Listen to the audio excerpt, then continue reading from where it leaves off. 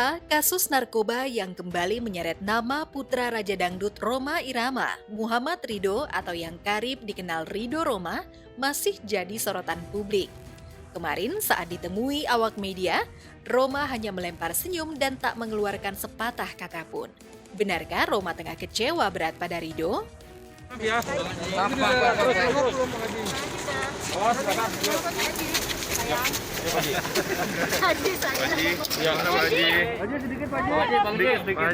Gimana kelanjutannya Pak Haji? Ya, setelah bebas Januari tahun lalu, usai menjalani hukuman penjara 1,6 bulan hasil kasasi Mahkamah Agung terkait kasus narkoba, Ridho kembali terciduk polisi dan ditangkap pada 4 Februari lalu. Dari hasil penangkapan, kepolisian mengamankan barang bukti berupa 3 butir ekstasi. 2 kali tertangkap karena kasus yang sama, Ridho pun sangat menyesali perbuatannya. Assalamualaikum warahmatullahi wabarakatuh. Saya ingin menyampaikan saya minta maaf atas kegagalan saya dalam berjuang melawan adiksi saya. Saya minta maaf kepada yang terutama orang tua saya, Papa, Mama, kepada rekan-rekan kerja, kepada seluruh anggota dan masyarakat Indonesia.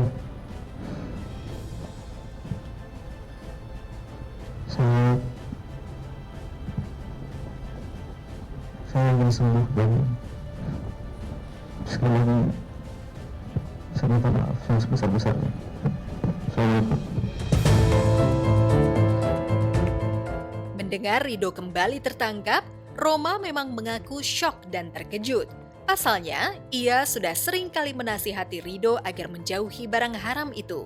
Rhoma juga sempat tak percaya sang putra kembali terjerumus ke lubang yang sama. Jadi saya nggak percaya, ragu-ragu, jangan-jangan salah nama nih gitu. Ya saya terus terang shock sekali ya. Kok kenapa ini bisa terjadi lagi gitu kan? Kira-kira artinya dia minta maaf berkali-kali. Saya bilang ya saya selalu memaafkan kamu, bahwa saya selalu memaafkan kamu. Dan dia bilang bahwa mungkin Ridho ini akhir dari karir Ridho, Pak. Nah, kamu nggak boleh bilang gitu. Tidak ada kata putus asa dalam hidup ini. Papa maafin kamu dan kamu harus bangkit kembali. Dan peringatan ini biasanya 2 kali. Nah ini kamu berapa peringatan yang kedua nih? Kalau ketiga kamu diperingatkan lagi juga tidak khair. Khatamallahu ala qulubihim. Dikunci hati kamu, dikunci mata kamu. Dan kamu tidak akan bisa kembali lagi ke jalan Allah. Sejak kasus pertama, Rhoma memang selalu mewanti-wanti Ridho agar tak mengulangi perbuatannya. Lantas benarkah kali ini Rhoma akhirnya memilih untuk membiarkan Ridho menyelesaikan sendiri masalah yang telah dibuatnya? Masya Allah, jadi ini satu hal yang harus saya hadapi. Juga terutama Ridho, dan saya ada komitmen sama Ridho ketika dia selesai dari dari kuliah semester 1 dulu itu saya wanti-wanti sama dia, Dok, next kalau kamu kerjain ini lagi Papa insaf loh, Papa nggak ikut campur, Pak, angkat tangan, silakan atasi sendiri. Siapa? Nah, gitu.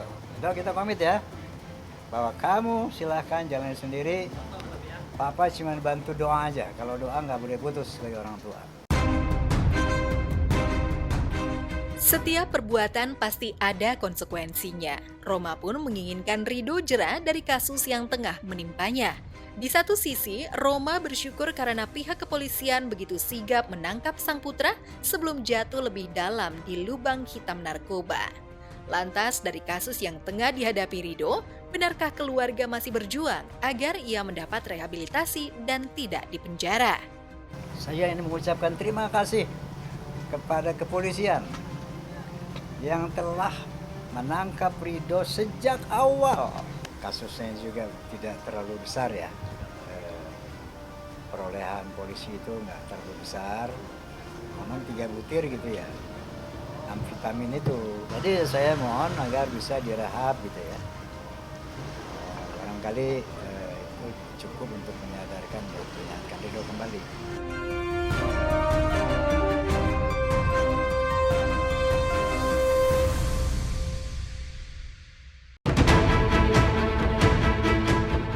Di tempat terpisah, mantan istri Andika Mahesa, Hairunisa alias Caca, juga ditangkap kepolisian karena kasus narkoba.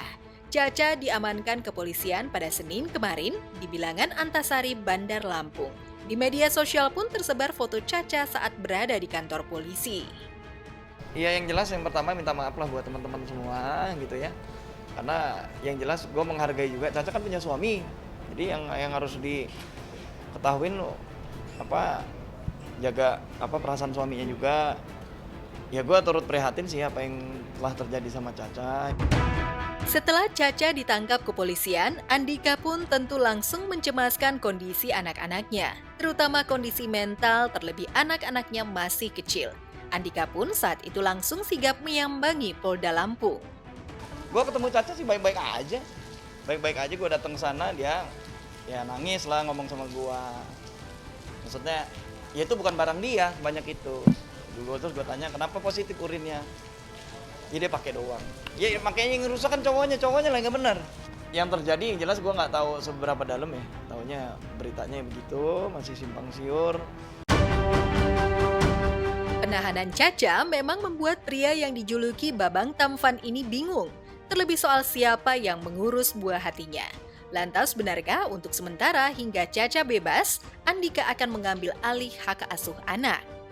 Anak-anak gue sih sementara lagi fokus ngurusin Caca dulu ya, gitu satu-satu gitu. Kalau Caca udah selesai, masalahnya anak kan masih kecil-kecil, belum sempat ke depan kayak apa. Yang jelas anak-anak nanti kayaknya gue yang ngurus deh, gue ambil lah kasih. Dari Caca 3, 2 diurus gue, 1 diurus Caca. Jadi kalau misalnya kemarin itu orang bertanya, Andika nggak ngurusin anaknya, salah, bukan nggak ngurus. Yang 2 belum sekolah sama gua, yang 1 sama Caca yang besar gitu.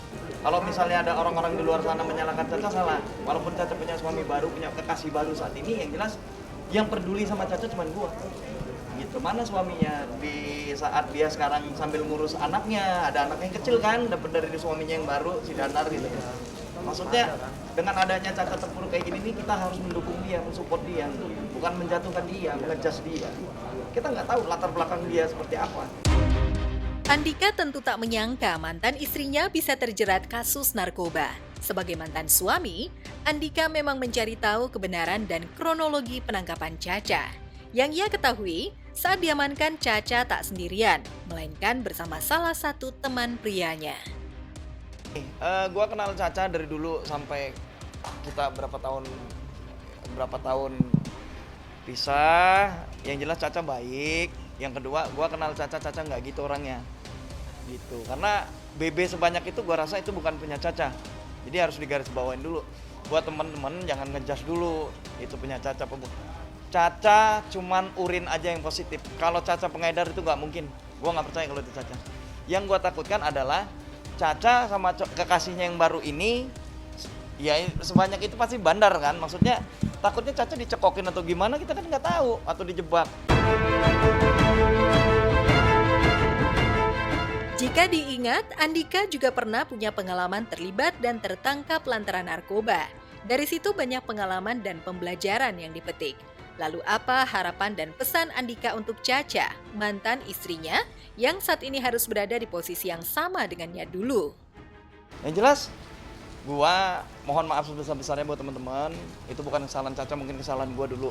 Karena salah gua juga sebagai mantan suaminya dulu mungkin kurang baik kan. Maksudnya, itu yang pertama. Yang kedua, mohon maaf juga buat Mak Ruben Onsu. Terima kasih buat kebaikannya. Dari gua kenal sampai sekarang dia selalu support. Dari materi segala macam selalu dukung gua gitu loh. Bahkan Caca pun sudah disiapkan rumah sama Ruben gitu loh, mau tinggal di Jakarta pada saat itu ya. Doa gue yang baik-baik aja buat Caca, mudah-mudahan cepat selesai masalahnya. Buat cowoknya tolong tanggung jawab, akuin aja itu barang lo, Caca cuman lo jebak atau gimana. Gue benci deh sama cowoknya. Dari pihak keluarga sih pasti pro dan kontra ya, karena keluarga gue ya bahas dulu kan tahu sendiri, gue juga pernah masuk gara-gara ya kalau mau bantuin gitu loh, kenapa sih gitu loh. Tapi gue berpikirnya gue nggak pernah naruh dendam sama siapapun, bahkan orang yang hina gue sekalipun gue nggak pernah dendam. Yang jelas gue menunjukkan selalu baik karena Caca adalah orang tua dari anak-anak gue, itu aja.